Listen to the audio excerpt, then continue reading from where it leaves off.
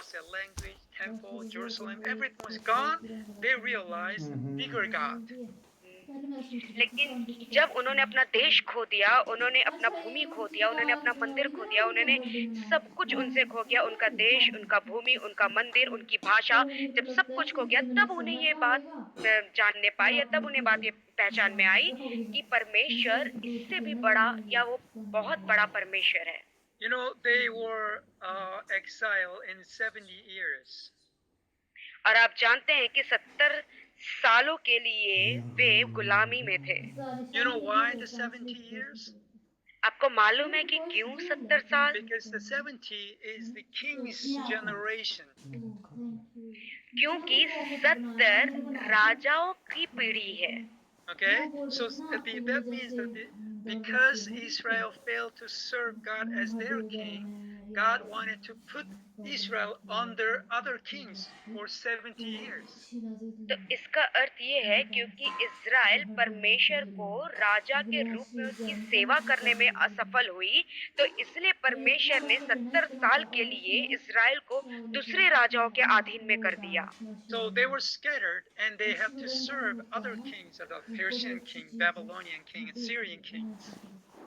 और इसलिए वे तीतर बीतर हो गए और उन्हें दूसरे राजाओं की सेवा करनी पड़ी। मिद्यान फारस के राजा और बाबुल के राजा और इस तरह से मिद्यान के राजा, अलग-अलग राजाओं की उनको सेवा करनी पड़ी। And during that time they realized, oh, God is above all those kings and empires. God is the Lord of hosts. He is the king, commander of the angelic army. और उस समय उन्होंने इस बात को जाना कि ओ परमेश्वर तो इन राजाओं से भी इन राजाओं के ऊपर भी महान है, कि परमेश्वर स्वर्ग की सेना का, स्वर्गदूतों की सेना का वो सेनापति है, वो सेनाओं का यहोवा है और वह इन राजा और साम्राज्य के ऊपर महान है। That's why the Lord of hosts later it transferred to the title of Jesus as the King of Kings.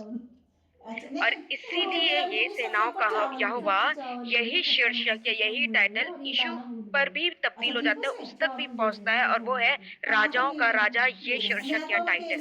And that also would be transferred into the book of Revelation, the Almighty God, the Alpha and Omega. और फिर यही शीर्षक या यही title प्रकाशित वाक्य की पुस्तक में कि वह सर्वशक्तिमान है, वो अल्फा आदि और अंत, अल्फा और ओमेगा है, वहां पर भी ये जाता है। By the way, do we have people from Alpha Omega Church? और नमक ही डाले इसमें मैंने Are you there? Today, I think today they are not here. Oh wait, what happened? चलो आ जाओ। Yes. Oh, okay. Oh well. Anyway, I thought that they were here today. Anyway, where was I? So this is very important. What I'm trying to say is the Lord of hosts is the important concept regarding God. और ये बहुत ही महत्वपूर्ण है कि परमेश्वर को ध्यान पे रखते हुए या परमेश्वर के लिए ये जो शीर्षक है सेनाओं का यहोवा, ये बहुत ही महत्वपूर्ण है। And the Israel is considered as the remnant in the prophetic books. और भविष्यवक्ताओं की पुस्तकों में इज़राइल को रेमिनेंट या बचे हुए लोगों के रूप में लिया गया है या देखा गया है। I will explain later, but the church is considered as the remnant church in the New Testament. और इसे मैं बाद में समझाऊंगा कि कलीसिया चर्च है, उसे नए नियम में उसे भी बचे हुए लोगों की कलीसिया या रेमिनेंट चर्च ही उसे लिया गया है। So who are the remnants? तो ये बचे हुए लोग कौन हैं? Oh, as we read the minor prophets, we realize, there is a definition of remnant, and they are the attitudes of the remnant. और जब हम भविष्यवक्ताओं की पुस्तक को पढ़ते हैं तब हम इस बात को जानने पाते हैं या हमको ये पता चलता है कि बचे हुए लोगों की एक परिभाषा है और इन बचे हुए लोग का एक चरित्र है या एक इनका व्यवहार है। And the nation will be translated in the prophetic books as the day of the Lord. और जो देश या जाति हैं, इन्हें ही भविष्यवक्ताओं की पुस्तकों में परमेश्वर का दिन या परमेश्वर का वह दिन के रूप में लिया है। Because it will talk about the universal judgment. क्योंकि यह संपूर्ण मतलब हर एक के न्याय के बारे में बात करता है। Okay, so we will look at it later, but I just want you to see the vision of what we're trying to do through the mind of prophetic books. और हम इसे बाद में देखेंगे, लेकिन मैं यहाँ पे आपको चाहता हूँ कि आप ये देखने पाए कि हम जो ये आखिरी 12 भविष्यवक्ताओं की जो पुस्तक है, छोटे भविष्यवक्ताओं की जो पुस्तक है, इसके द्वारा हम क्या देखने वाले हैं, ये क्या इसमें हम सीखने या करने वाले हैं, उसका आप दर्शन अभी देख लें। So this prophetic books provide us a linking connection between the Pentateuch and the New Testament and Revelation. तो ये जो भविष्यवक्ताओं की पुस्तक है, ये भविष्यवक्ताओं एक लिंक के जैसे है, या ये पुस्तकें पुराने नियम, नए नियम, पेंटाटुक, प्रथम 5 पुस्तक, बाइबल की प्रथम 5 पुस्तकें, नया नियम और प्रकाशित वाक्य को जोड़ने वाली लिंक के रूप में, या ये जोड़ती है भविष्यवक्ताओं की पुस्तक। So this is my strategy for you. और यही मेरा तरीका है, या मेरा तरीका है आपके लिए, स्ट्रेटजी आपके लिए। I'm trying to help you to see the vision of the kingdom of Jesus through the prophetic books. मैं आपकी सहायता कर रहा हूँ कि आप भविष्यवक्ताओं की पुस्तकों के द्वारा आप मसीह के राज्य का दर्शन को देखने पाए। As you can see, my strategy is totally opposite of the Pastor John's. जैसा कि आप देख सकते हैं, मेरा तरीका पूरी तरह से पास्टर जॉन के तरीके से अलग है। He's trying to put everything into the book of Matthew. Yes. वो सब बातों को या सब चीज को वो मत्ती की पुस्तक में लेकर आना चाह रहे हैं।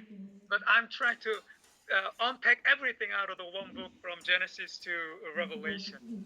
लेकिन मैं एक पुस्तक से सारी पुस्तकों में जाना चाहता हूँ, उत्पत्ति से लेकर प्रकाशित वाक्य तक में। Well, you need both ways. और आपको ये दोनों तरीके चाहिए। Anyhow, I want you to see the kingdom of Jesus, the messianic aspect of Jesus through the prophetic books. लेकिन मैं चाहता हूँ कि भविष्यवक्ताओं की पुस्तकों के द्वारा आप यीशु के राज्य को देखें, और आप जो है परमेश्वर यीशु के राज्य को देखें। Okay, now with that in mind, let us go back to our slide regarding the 12 minor prophets. इसको अपने दिमाग में रखते हुए, या इसको अपने सोच में रखते हुए, आइए हम वापस चलते हैं 12 भविष्यवक्ताओं की पुस्तकों में। I think I have explained about the relations between the Hosea and Malachi last time. Yes. मुझे लगता है कि मैंने पिछले बार होशे और मलाकी के बीच के रिश्ते को, या किस तरह से ये जुड़े हुए हैं, उसको मैंने आपको बताया था। So it is all about the covenant relationship. और ये पूरा वाचा के रिश्ते के बारे में है। The covenant relationship could be interpreted or could be translated as a marriage relationship and as a father and son relationship. और वाचा के रिश्ते को इस तरह से इसे समझा जा सकता है, इसे शादी के रिश्ते से समझा जा सकता है, या इसे पिता और पुत्र के रिश्ते से भी समझा जा सकता है। The problem is the unfaithfulness. लेकिन समस्या है वफादार नहीं होना। Okay, for example, let us go back to Malachi. I think I have shown this to you before. Let us turn to Malachi chapter 2. आइए इससे पहले हम जाएं मलाकी अध्याय 2 में। Verses 11 and following. पद 11 और उसके बाद का पद। Okay, Malachi chapter 2 verses 11 and following, and let's see. Okay, it says unfaithfulness here, right? Unfaithfulness, verse 11. Yeah, verse 11. Can you read the verse 11? Yes, Pastor. यहूदा ने विश्वासघात किया है और इज़राइल में और यरूशलेम में घृणित काम किया गया है, क्योंकि यहूदा ने पराये देवता की कन्या से विवाह करके यहोवा के पवित्र स्थान को, जो उसका प्रिय है, अपवित्र किया है। So this is the unfaithfulness of the covenant. और ये है वाचा का घात करना, या वाचा के प्रति अविश्वास जताना या विश्वासघात करना। And then it affected the family relationship, husband and wife relationship. और फिर यही बात in 16. और 14, 15 और 16 में यही बात पारिवारिक रिश्ते को प्रभावित करती है, पति और पत्नी के रिश्ते को प्रभावित करती है। Should I read it, Pastor? Yes, please. Verse 14 through 16. Thank you. पद 14 से पद 16 तक। इसलिए क्योंकि यहोवा तेरे और तेरी उस जवानी की संगनी और ब्याही हुई स्त्री के बीच साक्षी हुआ था, जिससे तूने विश्वासघात किया है। क्या उसने एक ही को नहीं बनाया, जबकि और आत्माएं उसके पास थी? और एक ही को क्यों बनाया? इसलिए कि वह परमेश्वर के योग्य संतान चाहता है। इसलिए तुम अपनी आत्मा के विषय में चौकस रहो, और तुम में से कोई अपनी जवानी की स्त्री से विश्वासघात ना करे, क्योंकि इज़राइल का परमेश्वर यहोवा यह कहता है, मैं स्त्री त्याग से घृणा करता हूँ, और उससे भी जो अपने वस्त्र को उपद्रव से ढांपता है। इसलिए तुम अपनी आत्मा के विषय में चौकस रहो और विश्वासघात मत करो। सेनाओं के यहोवा का यही वचन है। मैं Okay, it begins with the unfaithfulness and ends with the unfaithfulness. और इसकी शुरुआत होती है विश्वासघात से, और इसका अंत भी हो रहा है विश्वासघात से। And in the middle, that God wants to have the godly offspring from the faithful relations between husband and wife, right? और इसी के बीच में परमेश्वर पति पत्नी के बीच में एक विश्वसनीय रिश्ते के द्वारा जो है वो योग्य, परमेश्वर के योग्य संतान को चाहता है। So that means unfaithful relationship of the marriage produces unfaithful or unholy, ungodly offsprings later. तो इसका अर्थ ये है, यदि शादी में विश्वासघात होता है या शादी में रिश्ता विश्वसनीय नहीं रहता, तो उससे जो बच्चे पैदा होते हैं वे बच्चे परमेश्वर के योग्य नहीं होते, या वो बाद में वो अपवित्र होते हैं। Okay, look at that, the Hosea, the first book of Minor Prophets, chapter 1, verse 2. और देखिए, ये आखिरी 12 भविष्यवक्ताओं की, छोटे भविष्यवक्ताओं, लघु भविष्यवक्ताओं की पुस्तकों का पहला भविष्यवक्ता जो होशे, उसके होशे अध्याय 1 और पद 2 में। Okay, so Yep. it says the wife is land is guilty of unfaithfulness to the Lord. और यहाँ पे कि यहोवा के पीछे चलना So what कि happened? ये जो ये परमेश्वर के विरोध में पत्नी को जो है वो गलत जानी जाती है, तो फिर इसके बाद क्या होता है? The Gomer, she produced ungodly offsprings. तो जो गोमेर है वो परमेश्वर के योग्य संतान, जो परमेश्वर के योग्य संतान नहीं है, उन्हें जन्मती है।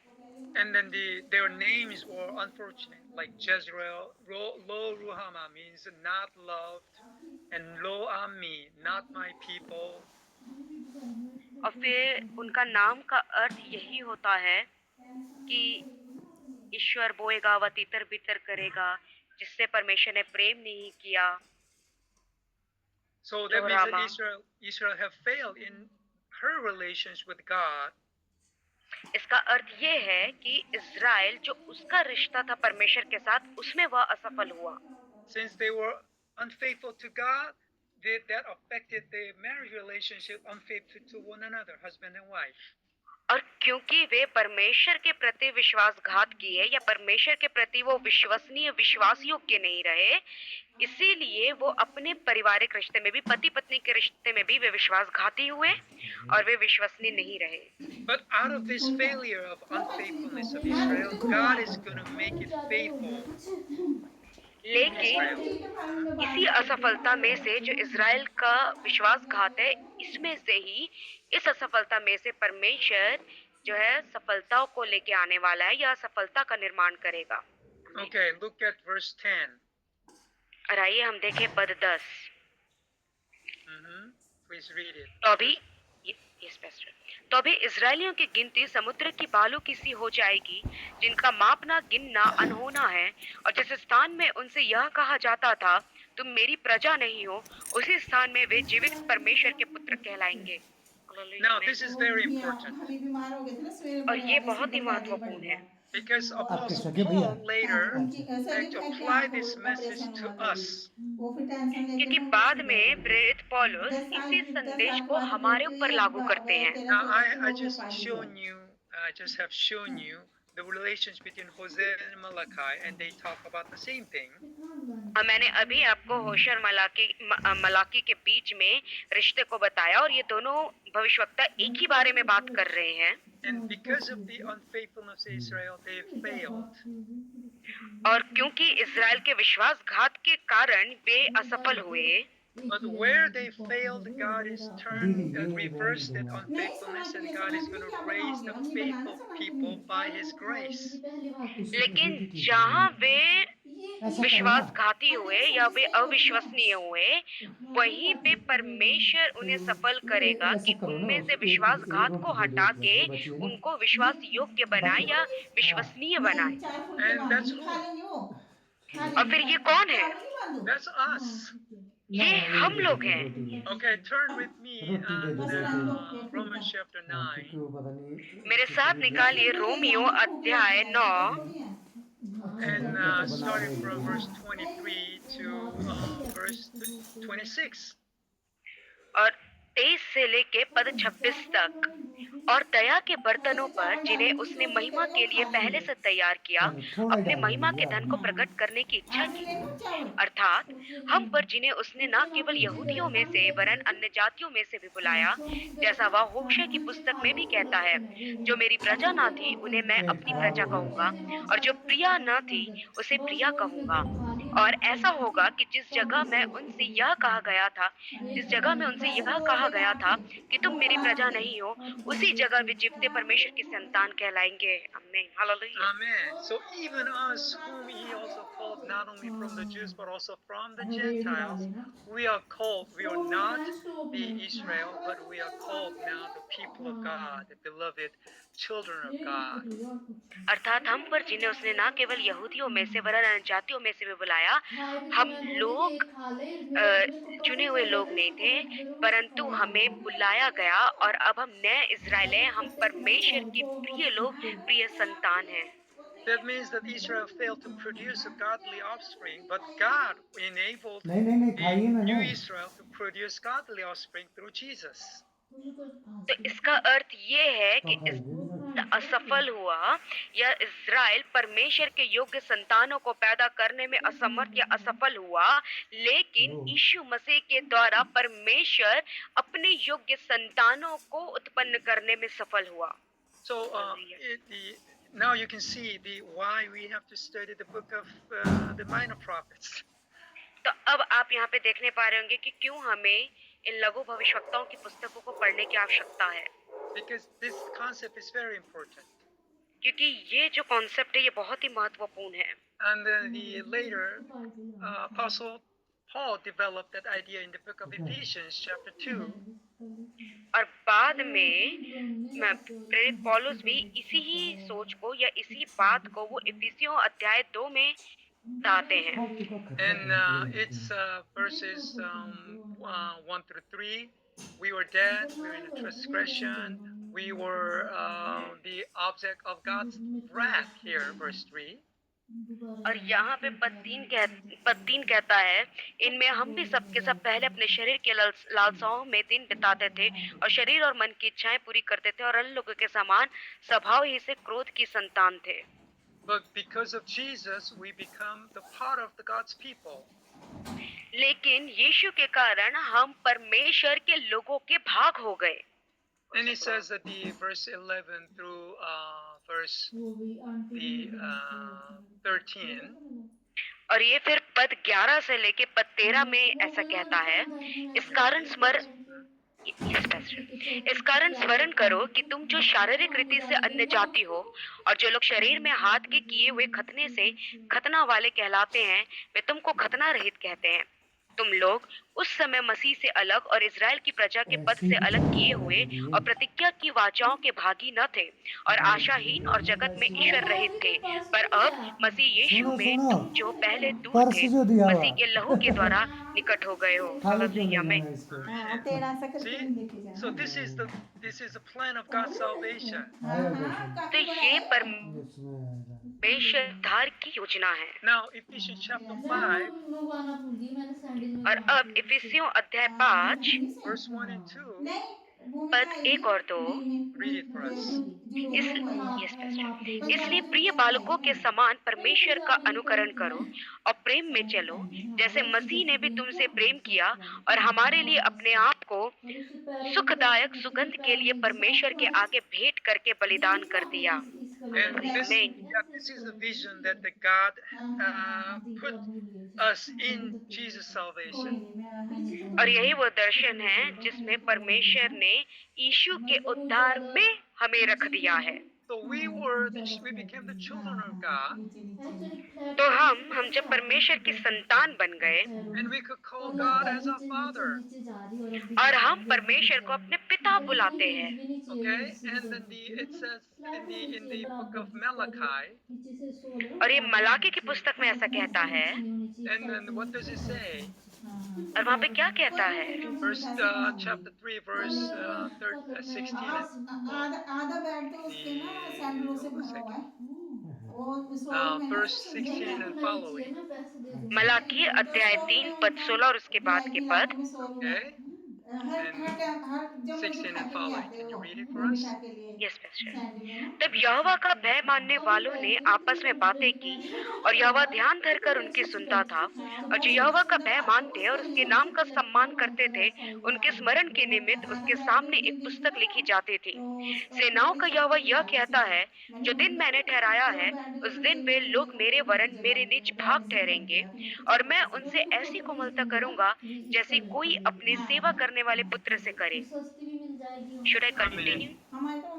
Verse 17. Did you read the verse Yes, 17? Dan. Yes. Okay. Amen. See here, he says, as father compassion for the children, the sons will honor the father. That's a restored covenant relationship. और जैसे कि यहाँ पे कहता है कि जैसे परमेश्वर या जैसे पिता अपने पुत्र पर कोमलता करेगा तो पुत्र भी पिता का आदर करेगा। और यही है वाचा के रिश्ते को फिर से सुधारना या वाचा का रिश्ता फिर से सुधर जाना या पुनः निर्मित हो जाना। So when we call God as our Father through Jesus, that is not just kind of title. It is the essence of the salvation that God has designed 1,000 years before. तो जब यीशु के द्वारा हम परमेश्वर को अपना पिता कहते हैं तो यह केवल उसका शीर्षक या टाइटल नहीं है पिता, परंतु हजारों साल पहले से जो परमेश्वर की उद्धार की योजना थी या उसका भाव है। So in the book of Hosea, in the book of Malachi, all this division of salvation is implied. तो इसलिए होशे की पुस्तक में, मलाकी की पुस्तक में और इन सारे पुस्तकों में उद्धार का जो दर्शन है वह लागू होता है या इसमें पाया जाता है। So through Jesus, ministry, we become the beneficiary of the new covenant. तो यीशु के सेवकाई के द्वारा हम नए वाचा के को लेने वाले धारक हो गए। हम नई वाचा के धारक हो गए, उसको ग्रहण करने वाले हो गए। Okay, now let's go back to our the structure of the 12 books. और हम वापस of what the 12 books is all about, the work of Jesus and person of Jesus. और हम वापस चलते अपने 12 पुस्तकों में। और आपको 12 पुस्तकों में अभी यही बता रहा हूँ कि इन पुस्तकों में यीशु कौन है और यीशु के कार्य क्या हैं। I think I've told you the 12 books are nicely structured in a 3 period time. और मुझे लगता है कि मैंने आपको बताया है कि ये 12 पुस्तक 3 समय काल में बहुत अच्छे से इन्हें संरचित किया गया है या इन्हें जमाया गया है। So first 3 actually is pre-exilic prophets. तो जो पहले 3 पुस्तक है वो गुलामी में या दासत्व में, बंधुआई में जाने के पहले भविष्यवक्ता थे। In the BC 722, northern kingdom, northern Israel were destroyed by the Assyrian Empire. और 722 ईसा पूर्व काल में या सन में जो उत्तरीय इज़राइल था वो अशूरी साम्राज्य के द्वारा या अशूरी राजा के द्वारा पूरा खत्म कर दिया गया था, वो नाश कर दिया गया था। And in BC 568, is it 568 or 586? Oh, I'm not good at the number, but anyway, in the 6th century, the southern Judah was destroyed by Babylon Empire. और उसके बाद ईसा पूर्व 6वीं शताब्दी में So, जो यरूशलेम है वो पूरी तरह से बाबुल के साम्राज्य के द्वारा नाश कर दिया गया था। and then they returned, I think it's the 516, EC 516, returned back to Jerusalem by King Cyrus, Persian King Cyrus पैरी ले edict. जाऊंगी और फिर वो 516 ईस्वी पूर्व सन में वो वापस प्रोग्राम बनाएंगे, हमारा नहीं बना प्रोग्राम Yeah. ना मैंने कहा, क्योंकि पता नहीं Yes. क्या था उस वक्त में, कुछ था 8, 6 minus 7 is 16. So, 16 यस कौन सा बड़ा दूर तो वो 586 सत्र की बात है ईसा पूर्व, जो बेबीलोन बाबुल के देश के द्वारा उनका पूरा सत्यानाश हुआ था। और उसके बाद ईसा पूर्व 516 साल में वो वापस यरूशलेम में आए और यहाँ पे फारस के राजा थे, राजा खुसरो, तो मैंने पास्टर जी बुलाया उसके राज्य में वो वापस यरूशलेम में आए। okay. So, what's going on here? चलो थैंक यू। और यहाँ पे क्या हो रहा है? प्रभु एक प्रार्थना It करेंगे means that छोटी। धन्यवाद between यीशु प्रभु this, तेरा धन्यवाद 8th प्रभु इनकी century मेहमान नवाजी के लिए and धन्यवाद the जो भोजन 6th दिया century, बड़ी आशीष there's देना a बरकत 7th, देना मेरे it's the Prabhu 6th century. कोई गति होने ना दे Before मेरे the पिता 8th century, it और means प्यारे in the प्रभु 9th हम प्रार्थना to करते हैं 8th प्रभु century आप BC, दिन प्रतिदिन आगे they बढ़ने और there are चलने की 3 मदद करें minor सहायता prophets, करें। उनके Amos, प्रेम के Joel, लिए and धन्यवाद। Hosea, इस घर में acted तेरी उपस्थिति बनी रहे प्रभु। as a prophets. दया करना। यीशु के तो मतलब ये है कि इस 6वीं शताब्दी से पहले, ठीक है, जय मसीह इस जी, thank you। 8वीं और 9वीं आपके शताब्दी, भोजन के ईसा लिए पूर्व 6वीं शताब्दी से पहले, ईसा पूर्व 9वीं और 8वीं शताब्दी बीच में ये जो लघु भविष्यवक्ताएं हैं, इसमें से ये मैं 3 एकदम थका हुआ भविष्यवक्ता हूं ना, थे। मेरे घोड़े So, before the fall of Sunday को Northern Kingdom and Southern Kingdom, fall of Israel, these prophets were prophesying. तो इससे पहले उत्तर इज़राइल और दक्षिण इज़राइल कल का रात नाश हो नहीं जाए सोया, और वो परसों गिर रात जाए, ये भविष्यवक्ताएं भविष्यवाणी कर रहे थे। And later, when they came back to Jerusalem, they rebuilt the temple. चलो और बाद में जब वो वापस यरूशलेम में आए तो उन्होंने फिर से या पुनः मंदिर का निर्माण किया। And then these 3 prophets, prophets post-exile, this means after the captivity. और ये जो 3 भविष्यवक्ता है, इन 3 भविष्यवक्ताओं को हम लोग बंधुआई के बाद वाले भविष्यवक्ता कहते हैं, या उस समय के जो है थोड़े से आधुनिक काल के हम भविष्यवक्ता कहते हैं। And when they rebuilt the second temple of Solomon, and then Zerubbabel's temple, we call it the second temple. और जब उन्होंने सुलेमान के मंदिर को निर्माण किया, और इसी को हम लोग जरुब्बाबेल का भी मंदिर कहते हैं, और ये मंदिर का दूसरा निर्माण था, ये दूसरी बार इसका निर्माण हो रहा था। They were able to see what the previous prophets have seen clearly regarding the Messiah and his kingdom. और जो उनके पहले जो भविष्यवक्ता थे, वे जो मसीह और उसके राज्य के बारे में जो वो देख रहे थे, ये भविष्यवक्ता भी उसी मसीह और मसीह के राज्य को साफ साफ देखने पा रहे थे। And their vision of the salvation through judgment actually is imbued in the later post-exilic prophets.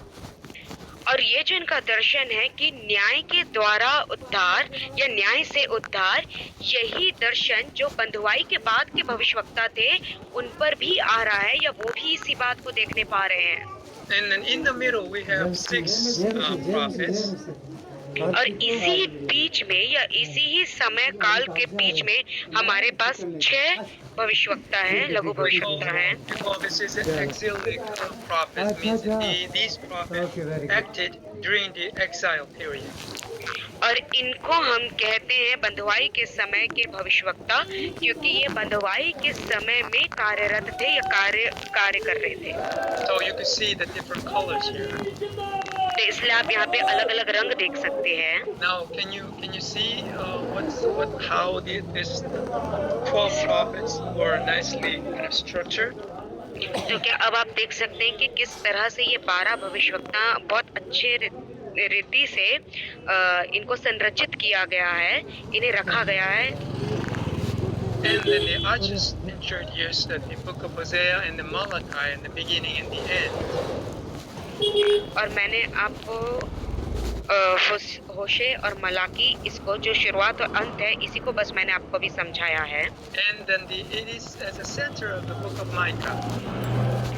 और जो इसका मध्य है वो है मीका का पुस्तक, Because Micah contained all the major themes of the prophets.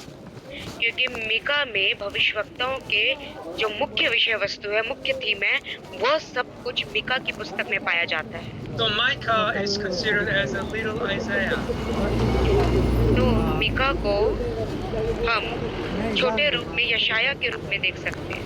There are many common themes, not only common themes, but also exact phrase appeared in Micah chapter 2 and Isaiah chapter 5. And, there are a lot of multitudes. और बहुत सारे विषय वस्तु हैं, theme है, और बहुत सारे ऐसे चीज है जो मीका की पुस्तक में और यशाया की पुस्तक में वैसे के वैसे ये शब्दों का प्रयोग भी, जैसे मीका का अध्याय 2 और यशाया का अध्याय 5। So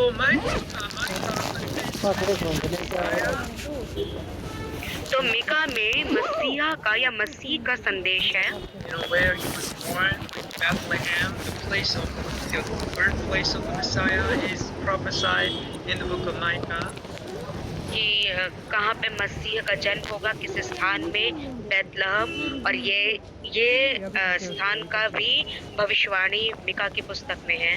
And also Micah especially focused on the people of the remnants, those people who survived out of the judgments. अब विशेष रूप से मीका बचे हुए लोगों पर, या जो लोग बच गए हैं, बचे हुए लोगों पर वह ध्यान केंद्रित करता है, या उन्हीं पर ही ध्यान लाता है जो न्याय से बच चुके हैं, न्याय से बचाए गए हैं।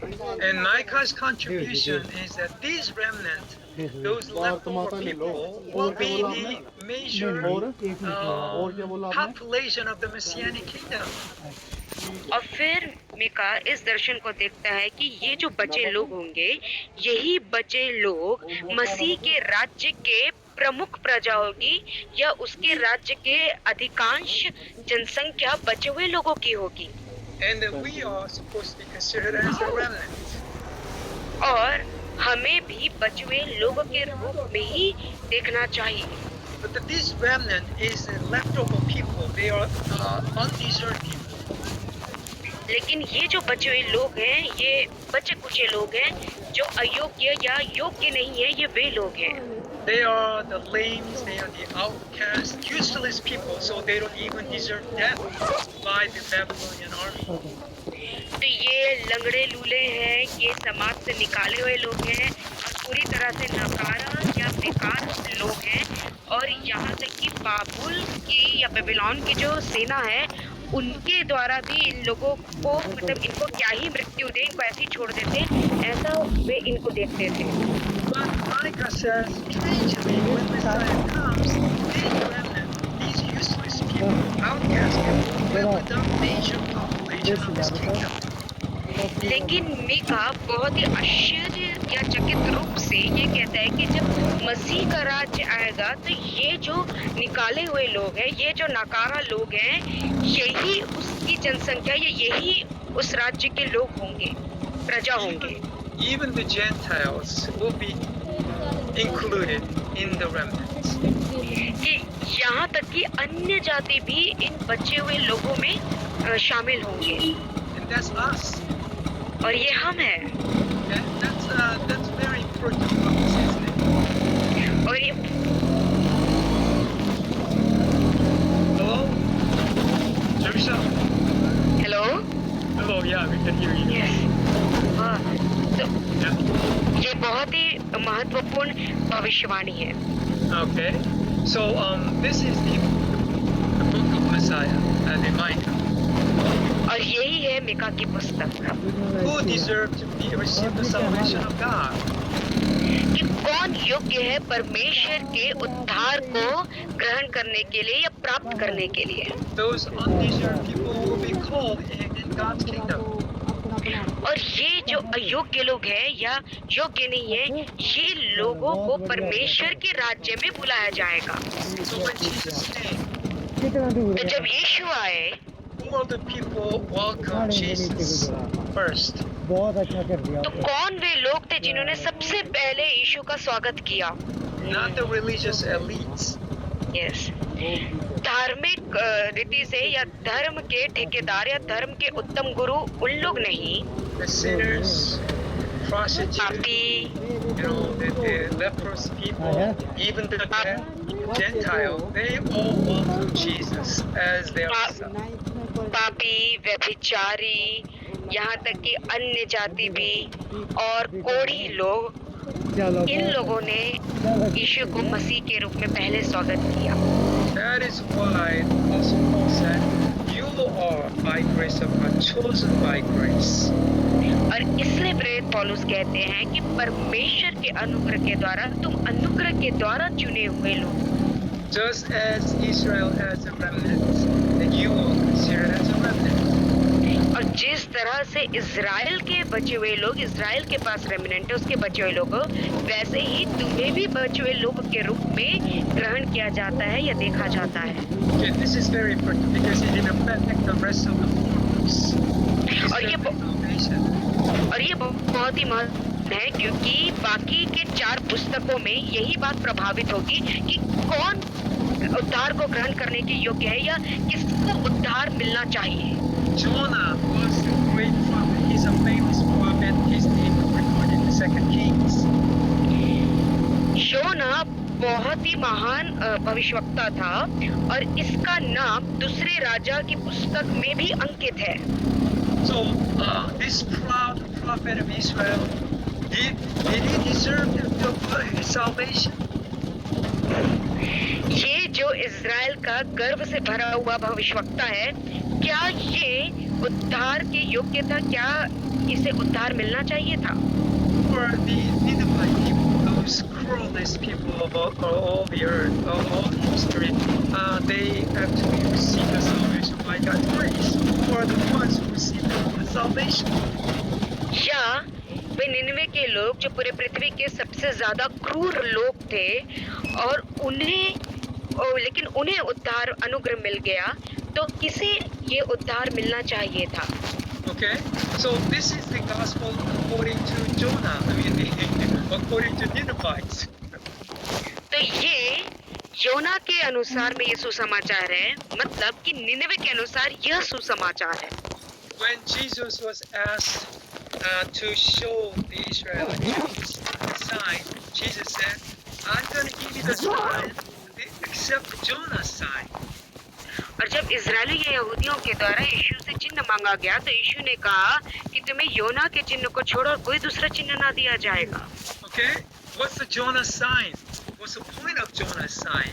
ठीक है, तो यहाँ पे योना के चिन्ह का बात क्या है या उसका मुख्य बात क्या है? Just as Jonah were down in the big fish for 3 days, as that the Son of Man will die, and after 3 days he will rise again.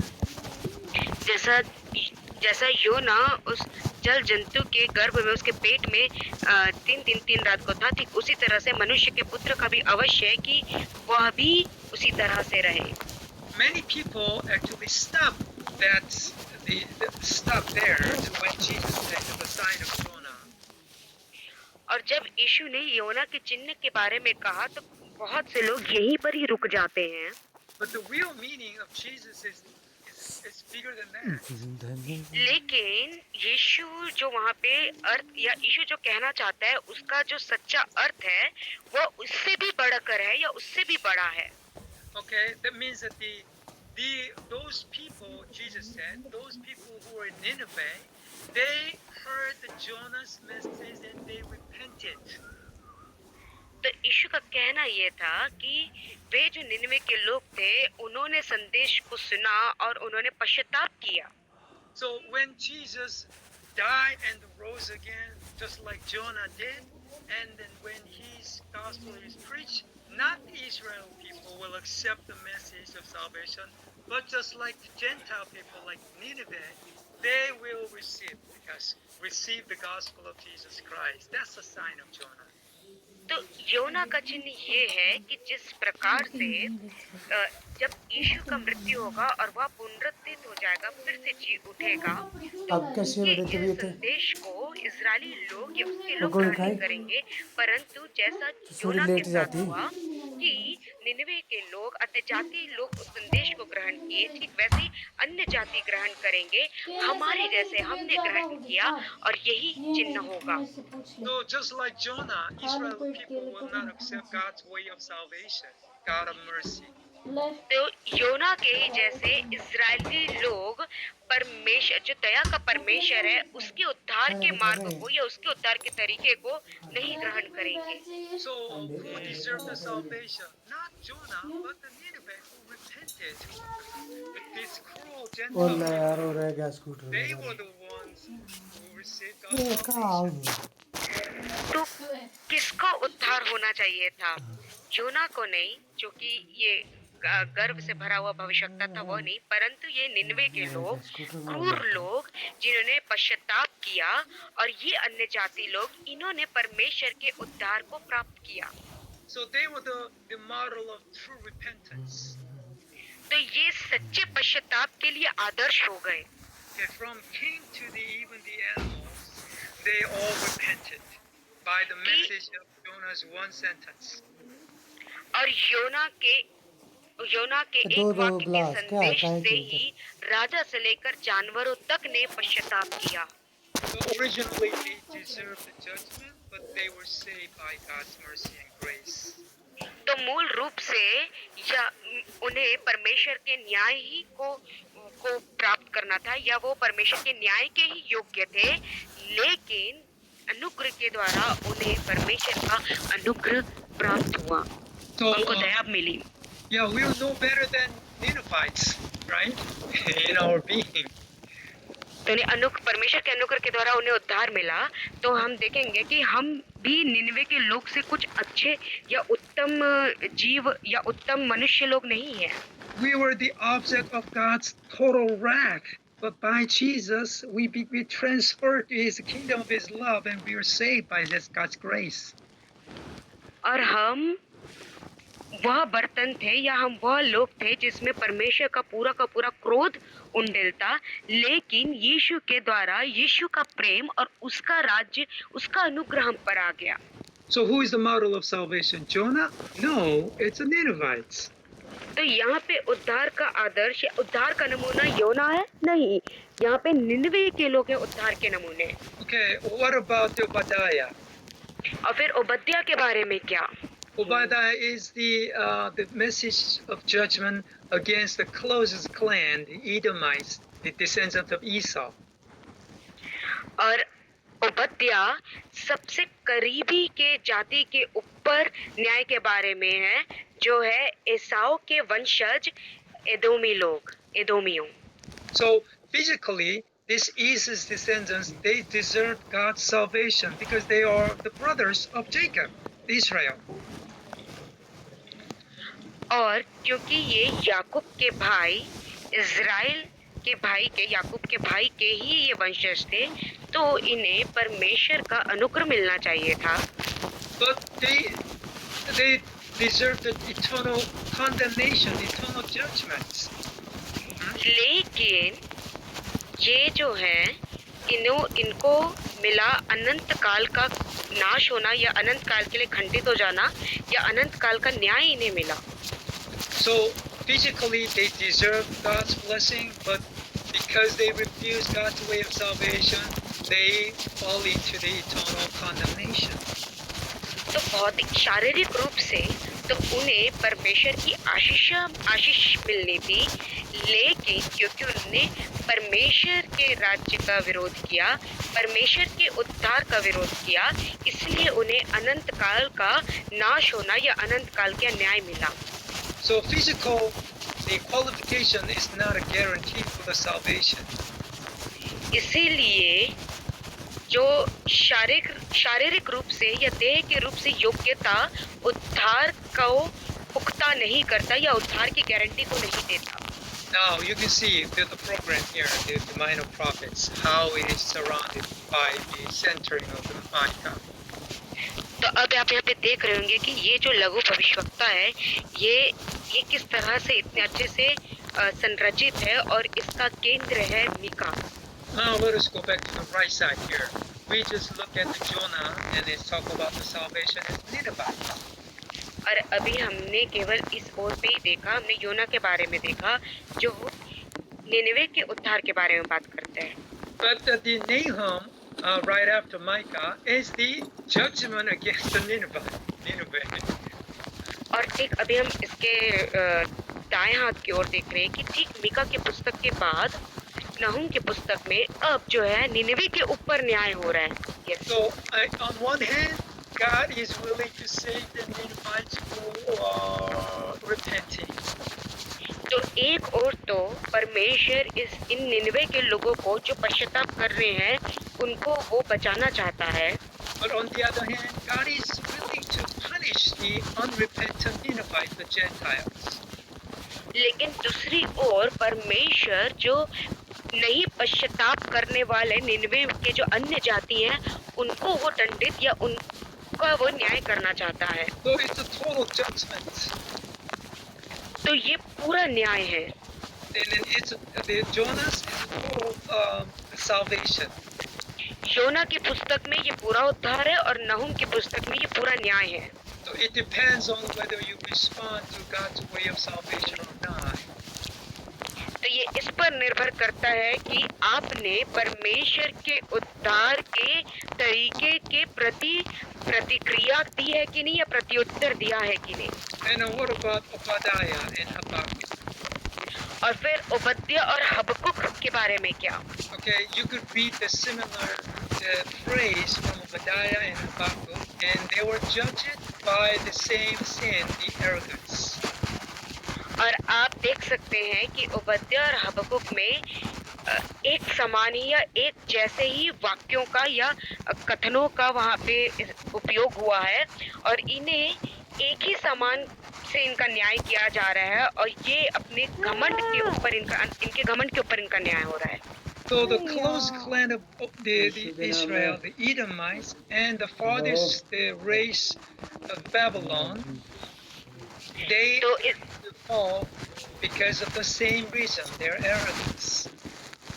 तो इजरायलियों के सबसे करीबी लोग एदोमियों और सबसे दूर की जाति के लोग बाबुल के लोग, इन दोनों का पतन का कारण एक ही कारण से इन दोनों का पतन हुआ, दोनों जातियों, और वो है घमंड। So who deserved the salvation? तो कौन उद्धार के योग्य है या किसे उद्धार मिलना चाहिए? Remember I talk about the remnant by grace. और स्मरण रहे कि मैंने बात किया है अनुग्रह के द्वारा बचे हुए लोग। But they have to go through the judgment. लेकिन इन्हें न्याय से होकर जाना अवश्य है। Now let us look at the book of Habakkuk, chapter 2, verse 4, for a moment. अभी के लिए हम देखें हबकुक की पुस्तक अध्याय 2 पद 4। Am I going too fast? क्या आपको समझ में आ रहा है कि या मैं बहुत जल्दी आगे बढ़ रहा हूँ? Okay, I hope you're with me. मेरी आशा है कि आपको समझ में आ रहा होगा। आप सो मत जाइए। Now let's read Habakkuk chapter 2 verse 4. Habakkuk अध्याय 2 पद 4। आइए हम इसे पढ़ते हैं। देख, उसका मन फूला हुआ है, उसका मन सीधा नहीं है, परंतु धर्मी अपने विश्वास के द्वारा जीवित रहेगा। आमीन। See, the enemies popped up, and his desires here is popped up means arrogant, and his desire the inner part is not upright, but the righteous, the person will live by his faith. That means that this is totally opposite against the arrogance of the Babylon. तो यहाँ पे जो लिखा हुआ है कि उसका मन फूला हुआ है, आप मन फूला मानो या हुआ ना का मानो, अर्थ इस है पौनाग्य घमंड कारिका से की या वजह से अहंकार से भरा तुम्हारे होना। प्रभु और ने दी उसका इसकी मन सजा। मतलब उसका भीतर का जो हृदय मेरी है, उसका आत्मा ने अंतः मन है, मन सीधा नहीं बहुत है। दिल दुखाती है लेकिन बाद मेरा में पता देखते हैं कि नहीं। परंतु धर्मी अपने विश्वास के द्वारा जीवित रहेगा। तो ये जो भाई मेरे खड़े अहंकार है, चरण में अहंकार के पहुंचने के पूरा साथ में विपरीत यह माते को बात है कि कुछ धर्मी नुकसान अपने ना विश्वास ना के उसका द्वारा जीवित बाप रहेगा। Now, ना if कुछ you have होगा। read the book of और ये Habakkuk, वही you करती है। realize what's going on here. तो अब यदि आपने हबक्कुक की पुस्तक को पढ़ा होगा तो मैंने आपको जब से समझ में आ वायु रहा होगा शुद्ध कि यहाँ पे करवाया क्या हो उसने रहा है। कि मैं जाऊँ So जब से मैं the Prabhu Habakkuk Prabhu complained से against Israel's sin, and injustice, आपका immorality, and धन्यवाद एक idolatry, फटने and कुछ he asked नहीं why God allowing मनुष्य this की नहीं evil धरती happening टूटने in को Israel. और हबक्कुक स्वस्थ रखता है। परमेश्वर के सामने इज़राइल के पाप इसीलिए को हम रख रहा कहते हैं है, याद उनके करते हैं अन्याय को, भगवान अनैतिकता को और मूर्ति पूजा को, कि क्यों परमेश्वर ऐसी बातें अपने लोगों के या अपने लोगों के बीच में होने दे रहा है। But God's answer was amazing, because God says He's going to bring the more evil people, Babylonian, to have them invade Israel and punish Israel's sin with the more evil people. और यहाँ पे जो परमेश्वर का उत्तर है, परमेश्वर का उत्तर और भी ज्यादा रोचक है।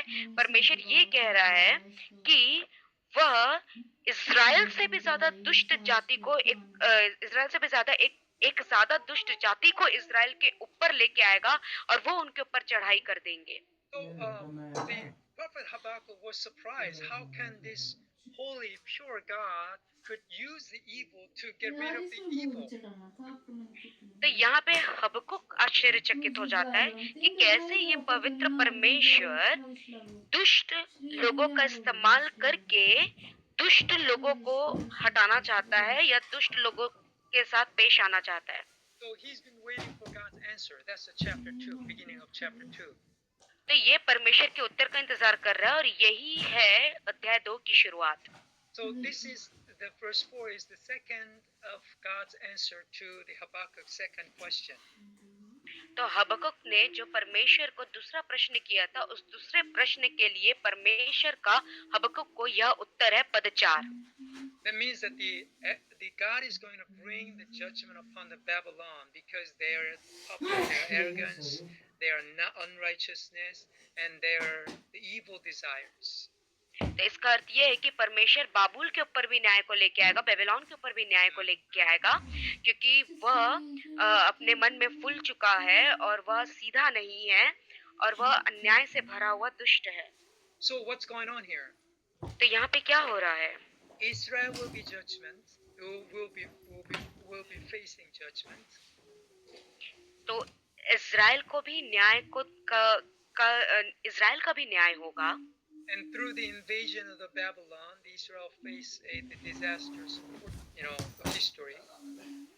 और जब बेबीलोन इज़राइल के ऊपर, बाबुल इज़राइल के ऊपर आक्रमण करके उसको पूरा अपने कब्जे में कर लेता है, तो इज़राइल के इतिहास में सबसे ज्यादा दर्दनाक समय इज़राइलियों ने तभी काटा था। But afterwards, God is going to bring judgment upon Babylon as well. लेकिन इसके बाद परमेश्वर बाबुल में भी न्याय को लेके बाबुल का भी न्याय करेगा। So who is going to survive? तो फिर कौन बचा रहेगा या कौन जीवित रह पाएगा? The righteous person.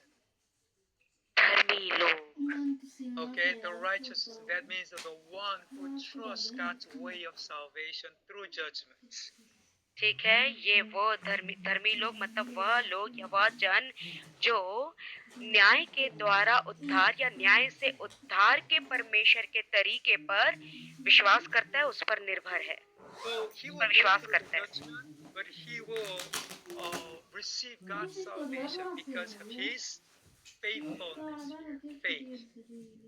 तो वह भी न्याय से होकर जाएगा, वह भी न्याय से होकर गुजरेगा, लेकिन वह अपने विश्वास के द्वारा वो परमेश्वर के उद्धार को प्राप्त करेगा या उद्धार को देखेगा। The one who trusts God, the one who trusts God's way of salvation, the one who endured until he brings the salvation, they are the ones, he's the one to be saved. तो वह जो परमेश्वर पर भरोसा रखता है और वह जो परमेश्वर के उद्धार के तरीके पर विश्वास करता है, भरोसा रखता है, और वह जो अंत तक, न्याय के अंत तक जो बना रहेगा, और जब तक परमेश्वर उद्धार को ना ले आए तब तक वह बना रहेगा, यही वो व्यक्ति है जो बचाया जाएगा या बचा हुआ, या यही वो धर्मी है। This is the faith that the God has revealed to the prophet Habakkuk. और यही वो विश्वास है जिसे परमेश्वर ने हबक्कुक भविष्यवक्ता के ऊपर उजागर किया या प्रकट किया। Okay, and what's the end of the Habakkuk story here? और फिर यहाँ पे हबक्कुक की कहानी का अंत क्या है? I don't know whether you have this kind of phrase, but this is a song that Habakkuk wrote it. Lyrics. मुझे नहीं मालूम कि आपके यहाँ पे ये गीत है कि नहीं, लेकिन हबक्कुक ने ये जो लिखा है, ये जो वचन लिखा है वो ऐसे गीत के समान है। In his vision, उसके दर्शन में he sees the two sides of the judgment of God. वह परमेश्वर के न्याय के दो पैमाने को देखता है। He sees the invasion of Babylonian army, the horrible, the fearful army. और वह देखता है कि किस प्रकार से बाबुल की सेना कब्जा कर रही है, ये जो सबसे ज्यादा खतरनाक सेना, और उसके द्वारा इतनी खतरनाक बात जो हो रही है। But he also sees in his vision a salvation through the judgment. लेकिन वह अपने दर्शन में न्याय के द्वारा उद्धार को, या न्याय से उद्धार को भी देख रहा है। लेकिन क्या वह इसको सह सकता है? That's his confession here. Chapter 3, verses 6 and 18. अध्याय 3 पद 6 से लेकर पद 18 तक यहाँ पे ये हबक्कुक का अंगीकार है। Please read it. वह खड़ा होकर पृथ्वी को नाप रहा था, उसने देखा और जाति जाति के लोग घबरा गए। तब सनातन पर्वत चकनाचूर हो गए और सनातन की पहाड़ियां झुक गई। उसकी गति अनंत काल से एक सी है। मुझे कुशान के तंबू में रहने वाले दुख से दबे दिखाई पड़े और मिद्यान देश के डेरे डगमगा गए। हे यहोवा, क्या तू नदियों पर रिसियाया था? क्या तेरा क्रोध नदियों पर भड़का था? अथवा क्या तेरी जलजलाहट समुद्र पर भड़की थी, जब तू अपने घोड़ों पर और उद्धार करने वाले विजयी रथों पर चढ़कर आ रहा था? तेरा धनुष खोल में से निकल गया, तेरे दंड का वचन शपथ के साथ हुआ था। तूने धरती को नदियों से चीर डाला, पहाड़ तुझे देखकर कांप उठे, आंधी और जल प्रलय निकल गए, गहरा सागर बोल उठा और अपने हाथों अर्थात लहरों को ऊपर उठाया। तेरे उड़ने वाले तीरों के चलने की ज्योति से और तेरे चमकीले भाले की झलक के प्रकाश से सूर्य और चंद्रमा अपने अपने स्थान पर ठहर गए। तो क्रोध में आकर पृथ्वी पर चल निकला, तेरे जाति जाति को क्रोध से नष्ट किया। तो अपनी प्रजा के उद्धार के लिए निकला, हाँ, अपने अभिषिक्त के संग होकर उद्धार के लिए निकला। तूने दुष्ट के घर के सिर को कुचलकर उसे गले से नींव तक नंगा कर दिया। तूने उसके योद्धाओं के सिरों को उसी की बर्छी से छेदा है। वे मुझको तितर बितर करने के लिए बवंडर की आंधी के समान आए और 3 लोगों को घात लगाकर मार डालने की आशा से आनंदित थे। तो अपने घोड़ों पर सवार होकर समुद्र से, हाँ, जल प्रलय से पार हो गया। यह सब सुनते ही मेरा कलेजा कांप उठा, मेरे ओठ थरथराने लगे, मेरी हड्डियां सड़ने लगी और मैं खड़े खड़े कांपने लगा। मैं शांति से उस दिन की बाट जोहता रहूंगा जब दल बांधकर प्रजा चढ़ाई करे, क्योंकि चाहे अंजीर के वृक्षों में फूल न लगे और न दाखलताओं में फल लगे, जलपाई के वृक्ष से केवल धोखा पाया जाए और खेतों में अन्न न उपजे, भेड़शालाओं में भेड़ बकरियां ना रहे और न थानों में गाय बैल हो, तो भी मैं यहोवा के कारण आनंदित और मगन रहूंगा और अपने उद्धारकर्ता परमेश्वर के द्वारा अति प्रसन्न रहूंगा। आमीन। Okay, why is it so long? I think I asked you to read verse 6 and 18. It's good. But my point is this. This is the total devastation of Israel. और बाबुल की सेना के द्वारा या बाबुल के द्वारा ये इज़राइल का पूरा सत्यानाश था। But he said he will rejoice in the Lord. लेकिन ये कहता है कि ये यहोवा के कारण आनंदित होगा। Is this a positive thinking? जल्दी जा कपड़े क्या ये सकारात्मक सोच है? No, बोलना it's था कि not a प्रेस है positive तू thinking. नहीं आना ये सकारात्मक सोच नहीं है, It's a faith. ये विश्वास है। It's a faith Yes. that believe God's salvation through the judgments. ये विश्वास है कि न्याय से परमेश्वर का उद्धार जो है वो आएगा। That's why this key verse, the मेरे को Habakkuk लगता है मेहंदी 2:4, is लगा के quoted यार 3 times in the New Testament. इसलिए जो हबक्कुक अध्याय 2 का 4 का जो मुख्य शब्द है वो उसे नए नियम में बार बार दोहराया गया है। The Old Testament scholars and even the Jewish rabbis, they considered this one verse of Habakkuk is a summary of the Old Testament. और पुराने नियम के शास्त्र के ज्ञाता और यहूदी लोग भी या इजरायली लोग भी वे हबक्कुक अध्याय 2 के पद 4 को वो इसे सारी बात का सारांश समझते हैं या इसे मुख्य भाव समझते हैं। Because they realize this is a way of God saving His own people. क्योंकि वे इस बात को जान गए कि अपने लोगों को बचाने का परमेश्वर का यही तरीका है। The question is how we could go through the judgment of God. तो प्रश्न यहाँ पे यह है कि हम कैसे परमेश्वर के न्याय में से हम कैसे होकर गुजरेंगे या हम कैसे उससे होकर जाएंगे। Okay, so without Jesus' crucifixion and resurrection, we were doomed.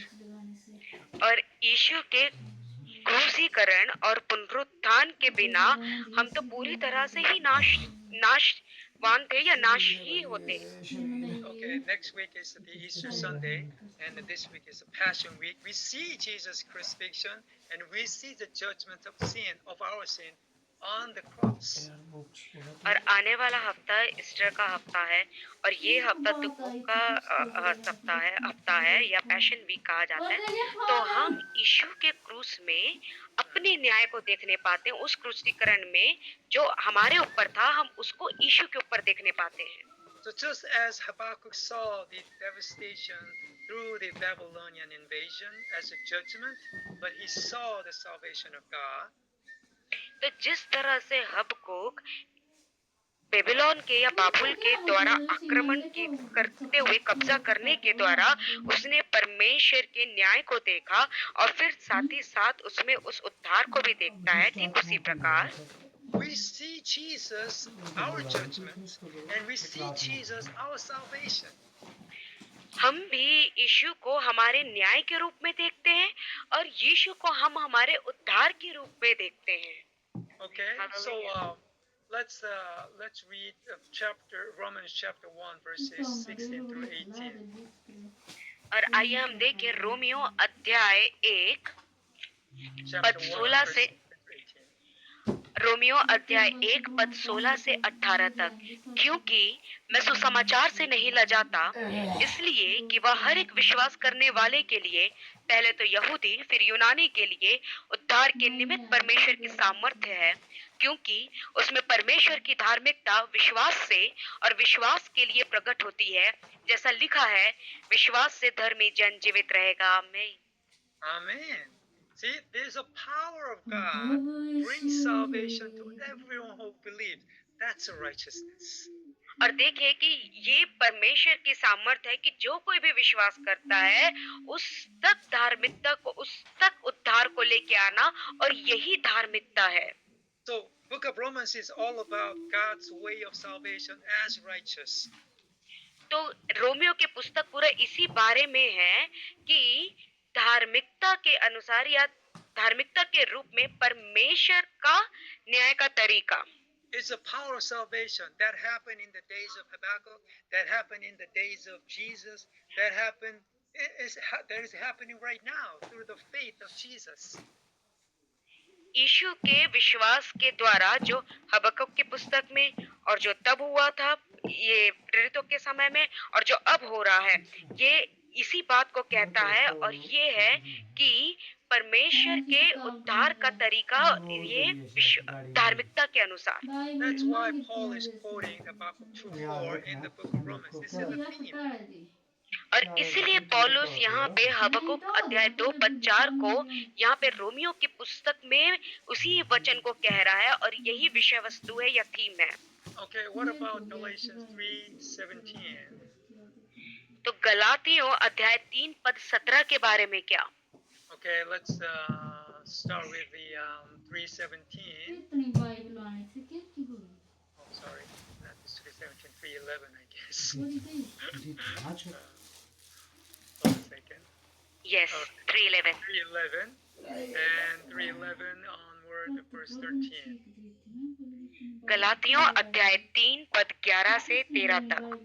पर यह बात प्रकट है कि व्यवस्था के द्वारा परमेश्वर के यहाँ कोई धर्मी नहीं ठहरता, क्योंकि धर्मी जन विश्वास से जीवित रहेगा।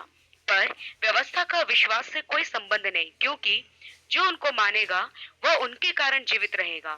मसीह ने जो हमारे लिए शापित बना, हमें मोल लेकर व्यवस्था के शाप से छुड़ाया, क्योंकि लिखा है, जो कोई काट पर लटकाया जाता है वह शापित है। आमीन।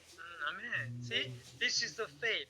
Okay, so not our works, but faith what God has done upon His Son Jesus Christ. That's our faith. तब देखें कि ये विश्वास है, ये हमारे कार्य नहीं है, परंतु जो परमेश्वर ने अपने पुत्र के द्वारा क्रूस पर किया या उस पर उसकी बात है, ये हमारे विश्वास की बात है। So how do you live by faith? तो आप कैसे विश्वास के द्वारा जीवित रहते हैं, या आप कैसे विश्वास के द्वारा जीवित रहते हैं? Okay, lastly, Hebrews chapter 10, verse 38 and following. और आखिरकार इब्रानियों अध्याय 10 पद 38। Let's start reading verse 36 to 39. आइए हम पढ़े पद 36 से लेकर पद 39।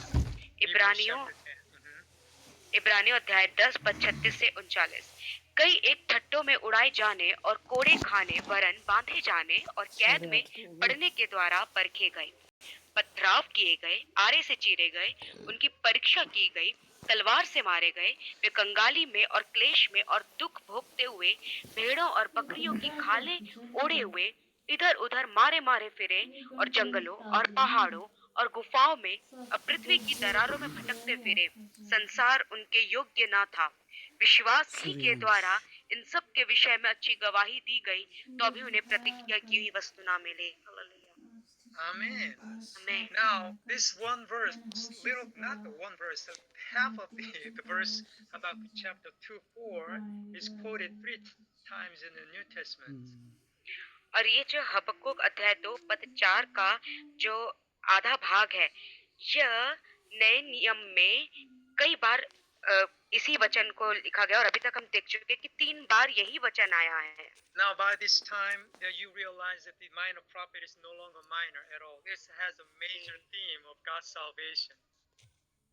और अभी तक आपने ये बात जान लिया होगा कि ये जो लघु भविष्यवक्ता है, ये वास्तव में लघु नहीं है, परंतु परमेश्वर के उद्धार के विषय में ये जो है महान या बड़े भविष्यवक्ता के रूप में है। So the righteous shall live by faith. Habakkuk 2:4, the second verse, second half, actually is emphasized in the book of Romans, righteousness. और ये हबक्कुक अध्याय 2 का 4 पद में कि परंतु धर्मी अपने विश्वास के द्वारा जीवित रहेगा, यही बात रोमियो में भी आई है, जो है धार्मिकता के बारे में। And it is an emphasis about faith in Galatians 3:11.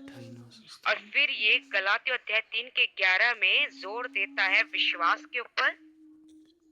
And the Hebrew chapter 38 is about the endurance, just like Habakkuk had to endure the horrible invasion of the Babylon to see the salvation of God. Hebrews encourage people to endure and go through the persecution and the oppression at the time. तो जिस तरह से हबक्कुक को भी बाबुल के राज्य के द्वारा वो भयानक आक्रमण को या उस कब्जे को देखना था, और उसको देखते हुए फिर उद्धार को भी देखना था और उसको सहना था, ठीक उसी प्रकार से यहाँ पे इब्रानियों में भी इसी बात को लेकर कह रहा है, हमें उत्साहित कर रहा है कि हम भी इस अंत के समय में प्रताड़ना को या सताव को भी सहें। And I'd like to encourage all the brothers and sisters in Chhattisgarh right now, in India, on the oppression and persecution by the Hinduism and other religion. and I want you to persevere, live by faith, because God is going to come and save you. और मेरे जो भाई और बहन छत्तीसगढ़ में और भारत में हैं, जो ऐसे सताव के माहौल में और ऐसे पीड़ा के माहौल में है, मैं आपको उत्साहित करना चाहता हूँ कि आप जिस तरह से धर्मी विश्वास के द्वारा जीवित रहेगा, उसी प्रकार से आप भी इसे सहते हुए आप आगे बढ़ते रहें। So what Habakkuk, minor prophet, has seen, this small line of the salvation, Jesus fulfilled the whole perfect salvation for us. तो जो हबकुक के नबी ने ये उद्धार की छोटी सी बात को या छोटी सी रेखा के समान को उसने देखा था, इसी ही उद्धार की योजना को यीशु ने पूरी तरह से या सिद्ध रूप से इसे पूरा किया है। Amen. Hallelujah. आमीन। I hope you to enjoy reading the minor prophets. मेरी आशा है कि आप ये लघु भविष्यवक्ताओं की पुस्तकों को पढ़ने में आप आनंद लेते हों। Okay, let me stop here. And any question, any clarification, any comments, anything? कोई प्रश्न है या आपको कोई चीज यदि आपको समझ नहीं आई है, आपको उसे फिर से अच्छे से समझना है, या आपके पास कोई कमेंट है या कथन है, तो आप उसे भी कर सकते हैं। Okay. 1% will be 1710. Now, you see the vision of the minor अरे prophets माँ for our कर दो। salvation? और क्या अब आप देख सुन पा रहा रहे हूँ। हैं कि जो छोटे लघु भविष्यवक्ता हैं, उनका दर्शन जो हमारे उद्धार के लिए था। I hope you will slowly open your eyes to अरे see मेरे ये the great salvation. 6800 और मेरी आशा है रुपए कि धीरे धीरे करके आपकी आंखें खुल जाएंगी कि आप ये महान या अद्भुत उद्धार को, महान उद्धार को आप देख नहीं पाए पूरी रीति से। Amen. This is something that God has been working through Israel for 1,000 years, and He passed it on to us. और यह वो काम है जो यीशु हजारों सालों से इस्राएलियों के द्वारा करने की कोशिश कर रहा है, और आज उसने हम तक भी ये बात को पहुंचा दी है, या हमको भी ये बात को दे दी है। And I want you to encourage your people with that message from the minor prophets.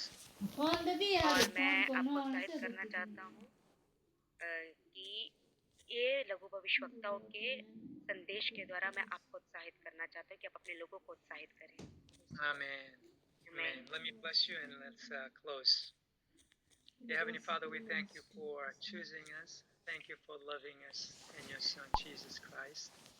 प्रिय स्वर्ग के पिता, धन्यवाद हमें चुनने के लिए, धन्यवाद हमें प्रेम करने के लिए अपने बेटे प्रभु यीशु मसीह में। Thank you for the revelation of your salvation, the salvation